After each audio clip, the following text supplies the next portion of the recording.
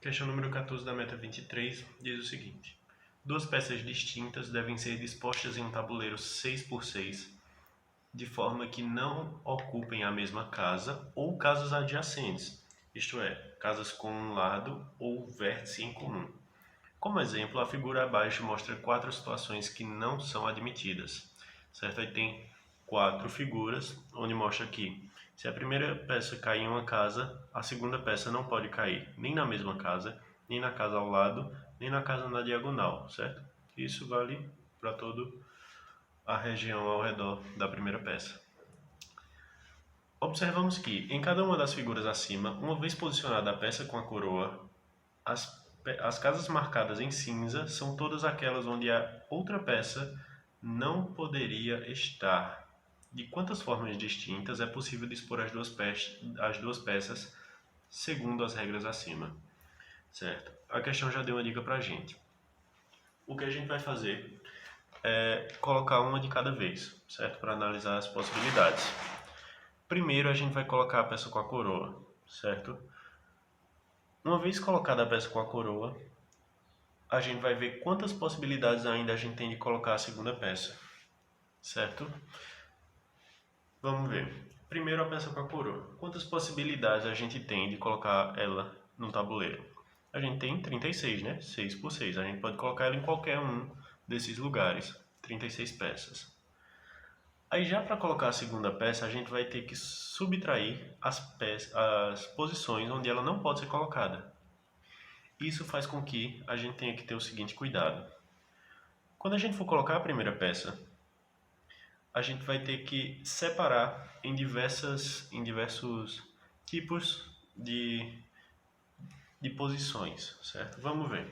Porque se a gente colocar a primeira peça com a coroa, por exemplo, aqui, nessa casa, as peças onde a segunda peça vai ser, as posições onde a segunda peça vai ser proibida de ser colocada, vão ser essas aqui, essas 9 posições. Ela não vai poder estar nessas 9 posições, certo?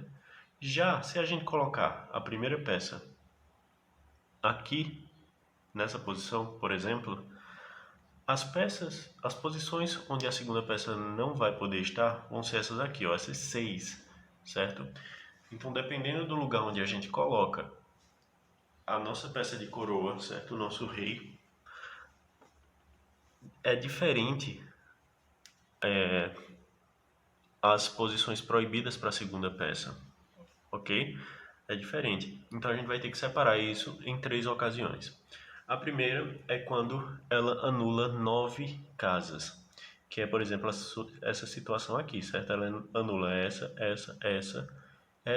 e essa, ok? A primeira situação é onde ela anula 9 casas, que são nessas posições aqui, ó, certo?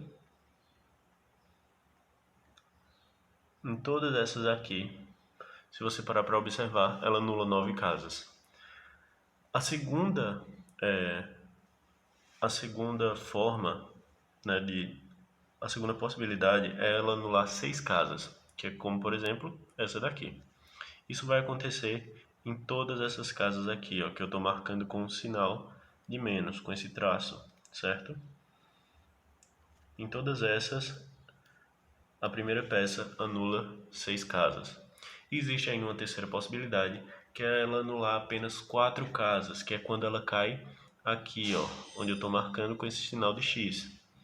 Quando ela cai nessas 4 casas do canto, ela só anula 4 casas, que é essa e essa. Ela só anula essas 4 aqui ao redor dela, certo? Então agora a gente vai ter que calcular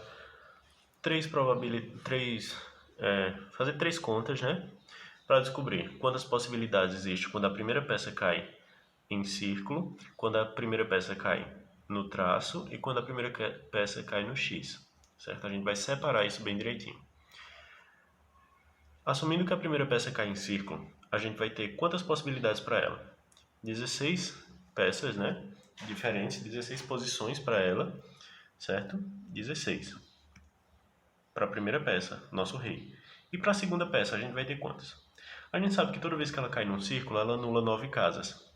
Então, a gente vai ter 36 posições 36 casas, menos 9 que foram anuladas por onde essa caiu, certo? Então, assumindo que ela caiu em círculo, a gente vai ter 16 vezes 36 menos 9, que dá 27, certo? Essa aqui vai ser a primeira possibilidade. Então, agora assumindo que ela caiu em menos, certo? Porque as de círculo a gente já calculou aqui. E assumindo que ela caiu em menos, a gente vai ter 16 possibilidades também, certo? 1, 2, 3, 4. 4 vezes 4, 16. 16 vezes 36 menos 6. Por que 36 menos 6? Porque quando ela cai no menos, ela anula 6 casas, certo? Então vai ser as 36 do tabuleiro menos as 6 que ela anulou. Então a gente vai ficar com 16 vezes 30, ok? Esse sinal de menos aqui é só ilustrativo, tá? É só para dizer onde ela tá. Só uma ilustração do tabuleiro. E ainda existe a possibilidade dela cair num X, né? Que aí vão ser 4 posições que tem para o rei cair, multiplicado por onde a segunda peça pode cair, que vai ser as 36 do tabuleiro, menos as 4 anuladas pelo rei, certo? Então o X vai existir 4 vezes 32 possibilidades, ok? Então o que é que a gente vai fazer? A gente vai realizar essas multiplicações, certo? Depois de realizadas essas multiplicações, a gente vai somar cada uma das possibilidades. Por quê?